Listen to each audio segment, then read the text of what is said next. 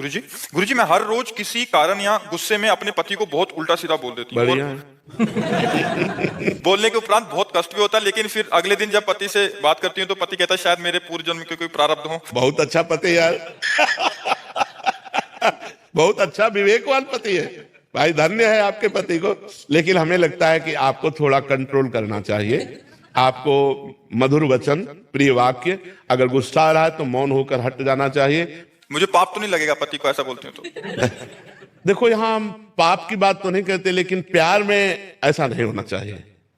पति को वैसे भी भगवत स्वरूप माना गया, वैसे चराचर जीव भगवत स्वरूप है, पर हमारे भारत की एक मर्यादा रही है कि अपने पति का नाम तक नहीं लिया जाता था।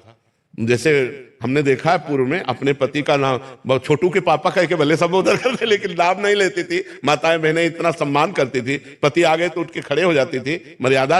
अब आजकल तो समय ही बदल गया है, तो हमें लगता है समय चाहे जितना बदल जाए धर्म नहीं बदलता, धर्म तो वैसे ही रहता है। आप लोग धर्म का परिचय जानने वाली हैं, सत्संग करने वाली हैं, तो आपको प्रिय वाक्य बोलने चाहिए। वाक्य में दरिद्रता क्या, हम जितना सजा के प्रिय वाक्य बोलेंगे उतने हमारा प्यार बढ़ेगा। अच्छा, माना थोड़ी प्रतिकूलता मिल रही तो हम उनको सह गए, कटु वचनों से ना बोले, हम ऐसे वचन ना बोले जिससे उनको दुख हो। देखो, कहीं ना कहीं ये दुख भरी बात है कि मेरा पूर्व का प्रारब्ध ही तो है, ये दुख भरी बात है। नहीं, उनके अंतर की बात को समझो कि क्या करूं, मेरा प्रारब्ध ही तो है, मुझे सहना पड़ेगा। तो मुझे लगता है सुधार कर लिया जाए। प्यार में बड़ी ताकत है। हम एक कुत्ते को 10 दिन अगर दुलार करें तो 11वें दिन पूंछ डुलाने लगेगा। एक कुत्ता, एक पशु प्यार की भाषा को समझता है, फिर मनुष्य क्या प्यार की भाषा को नहीं समझता। हाँ, हमें लगता है कि हमारे प्यार में कमी है, हमें अपने प्यार को बढ़ाना चाहिए। पर जी, किसी भी व्यक्ति या वस्तु पर आश्रित होना बहुत सरल सा लगता है, और प्रभु पर आश्रित होना इतना कठिन क्यों है महाराज? जबकि सरल है प्रभु का आश्रय, क्योंकि प्रभु सर्वत्र हैं। जहां आप हो वहां भी हैं, सब समय हैं। तो जिस समय आपको जरूरत है उस समय भी हैं, सबके हैं तो आपके भी हैं। और प्रभु के हम अंश हैं, और प्रभु सर्व सामर्थ्यशाली हैं। सब ऐश्वर्य भगवान से ही प्रकट हुआ है। हमें भगवान का आश्रय लेना सहज है। व्यक्ति हर समय हमारे पास थोड़ी है, वस्तु नाशवान है, व्यक्ति खुद असुरक्षित है। हम जिसका आश्रय लेते हैं वही हमें मार सकता है। तो हम वस्तु व्यक्ति का आश्रय सहज इसलिए लगता है कि सामने दिखाई देता है और परमात्मा दिखाई नहीं देता। बस अंतर यह है, अगर वस्तु व्यक्ति का आश्रय लेने से किसी का मंगल हुआ होता आज तक तो मंगल हो जाता। आज तक किसी का मंगल नहीं हुआ। जब तक वो मंगल भवन मंगलहारी भगवान का आश्रय नहीं लेगा तब तक वो निर्भय नहीं हो सकता, तब तक वो निश्चिंत नहीं हो सकता, तब तक निशोक नहीं हो सकता। हमें सरलता लगती है वस्तु व्यक्ति स्थान का आश्रय लेने में, लेकिन सरलता है भगवान के आश्रय में। हे भगवान, मैं आपकी शरण। वो हमारी बात सुन रहे हैं, वो हमारे हृदय में ही बैठे हैं। पर अज्ञान के कारण हम व्यक्ति का भरोसा तो कर सकते हैं, पर भगवान का भरोसा नहीं कर सकते। कोई विपत्ति आवे तो हमें व्यक्ति याद आएगा, भगवान याद नहीं आएंगे। जब कोई व्यक्ति साथ नहीं देगा तब भगवान याद आएंगे। आदमी अपना प्रयास करके जब हार जाता है तब वो कहता है भगवान की शरण। अगर पहले से ही भगवान की शरण में हो जाए तो उसे हारना ही ना पड़े, क्योंकि भगवान सर्व सामर्थ्यशाली है। तो हमें लगता है नाम जब किया जाए, भगवान की कथाएं सुनी जाए, भगवान का आश्रय तभी दृढ़ होगा जब हम नाम जप करें और भगवान की लीला कथा सुने, भगवान के भक्तों का संग करें, तो हमारा वस्तु व्यक्ति का आश्रय छूट जाए और भगवान का आश्रय हो जाए। भगवान का आश्रय हो गया मानो मंगल हो गया। भगवान का आश्रय स्थायी बीमा। कल सत्संग में चर्चा में कहा था, जैसे बीमा में नहीं होता कि आपकी गाड़ी नष्ट हो गई एक्सीडेंट से या किसी भी तरह, तो आपको गाड़ी का पैसा मिलेगा? नहीं मिलेगा। आपकी कोई वस्तु नष्ट हो गई, बीमा कराए हो तो आपको पैसा मिलेगा ना। ऐसे ही अगर अपना जीवन का बीमा भगवान से करवा लिया कि हे भगवान, मैं आपकी शरण में हूं, तो भगवत प्राप्ति होगी आपको। इस बात से भगवत प्राप्ति हो जाएगी कि आप भगवान की शरण में हो। समस्त दुखों का नाश हो जाएगा कि भगवान की शरण में हो। अच्छा, बीमा में तो है हर साल आपको पैसा जमा करना पड़ेगा, और अगर सही प्रमाण ना मिला तो पैसा नहीं मिलेगा। लेकिन इसमें भगवान का स्वभाव है, जन अवगुण प्रभु मान न काऊ, दीन बंधु अति मृदुल स्वभाव। यदि हम हे भगवान आपकी शरण में हैं तो आजीवन का बीमा हो गया, ठेका ले लिया भगवान ने। भगवान कहते हैं अनन्यस चिंतयन्तो माम ये जना परिपासते तेसाम नित्याभियुक्ता नाम योगक्षेमम वहाम्यहम्। मैं उसका ठेका लेता हूं योगक्षेम का, जो मेरा अनन्य चिंतन करता है। बस भगवान के सहारे होकर भगवान का नाम जप करो, तुम्हारा जीवन मंगलमय हो जाएगा। वस्तु, व्यक्ति, स्थान का सहारा ये हमें मृत्यु से नहीं बचा सकता, काल से नहीं बचा सकता। जी, मैं ईश्वर की इच्छा के सामने पूर्ण समर्पण कर फल की कामना से मुक्त हो जाना चाहता हूँ। बार बार कहता हूँ कि हे ईश्वर, जो तुम्हारी मर्जी, लेकिन परिणाम यदि विपरीत आता है तो मन उदास सा हो जाता है। सोचने लगता हूँ कि काश ऐसा हो जाता या ऐसा हो जाता। क्या महाराज जी पूर्ण समर्पण में कमी है या कमी है? अभी पूर्ण समर्पण में कमी है। तनुवांग मनोभिरमलय सुहम त्वयिवाश्रिता। शरीर, मन, वाणी और अहंकार से जब भगवान की शरण में हो जाया जाता है तो उनका हर विधान मंगल में लगने लगता है।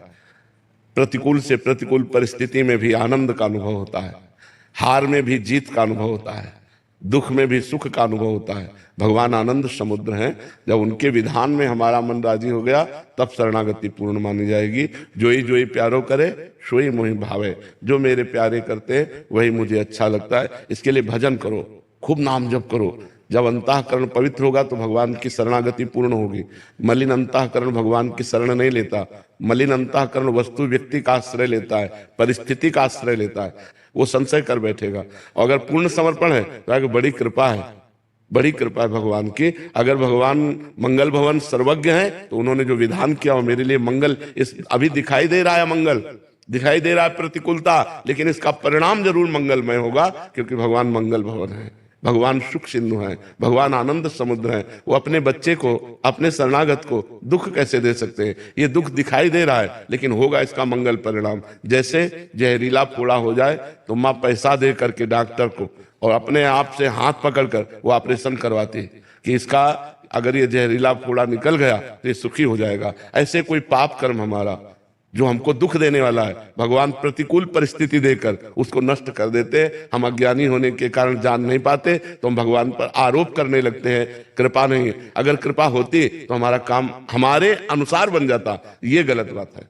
अब हमारा अनुसार ही नहीं रहा, हम तो शरणागत हैं। अब तो जोई प्यारो करे सोई मोहि भावे। और जी, श्री जी की अनन्यता और गुरु में होने के लिए क्या करना पड़ रहा है? नाम जप। जितना अंतःकरण पवित्र होगा उतने ही वस्तु, व्यक्ति, स्थान का आश्रय छूटेगा और भगवद आश्रय होगा। चाहे गुरु का आश्रय कहो, चाहे श्री जी का आश्रय कहो।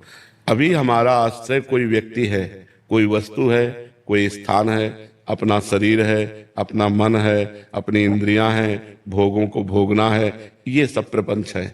जैसे जैसे हम भजन करते हैं हमारा हृदय निर्मल होने लगता है।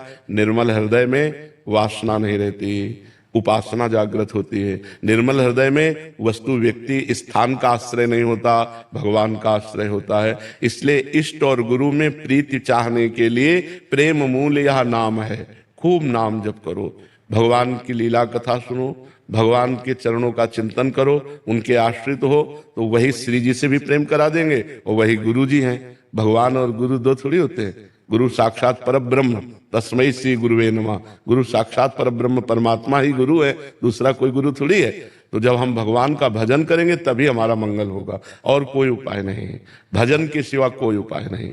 विनिश्चितम बदामिते नान्यथा बचांस में हरिम भजन्ति नरा बहुत सागर तरंत के। निश्चित बात यह है, अन्यथा नहीं है, कि जब तक आप भजन नहीं करोगे तब तक आपका मंगल नहीं होने वाला। इसलिए खूब भजन करो, उसी से सब ठीक हो जाएगा। प्राप्ति भी होगी, सब कुछ प्राप्त हो जाएगा। क्या नहीं प्राप्त हो सकता भजन से? जब भगवान अधीन हो जाते हैं तो और क्या नहीं हो सकता।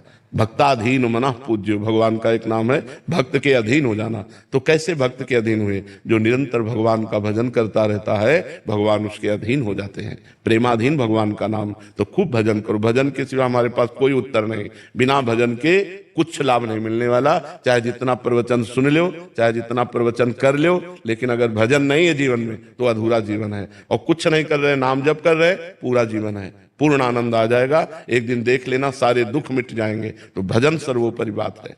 आज भजन की कमी, उपदेश तो बहुत हो रहे हैं, उपदेश तो बहुत दे रहे हैं, उपदेश बहुत सुन रहे हैं, पर हृदय में आकांक्षा रुपया की है, मान सम्मान की है, भोगों की है, भगवान की थोड़ी है। और नाम जप करने लगो तो इन्हीं से वैराग्य हो जाएगा, भगवान की आकांक्षा जागृत हो जाएगी। बिना भजन के नहीं।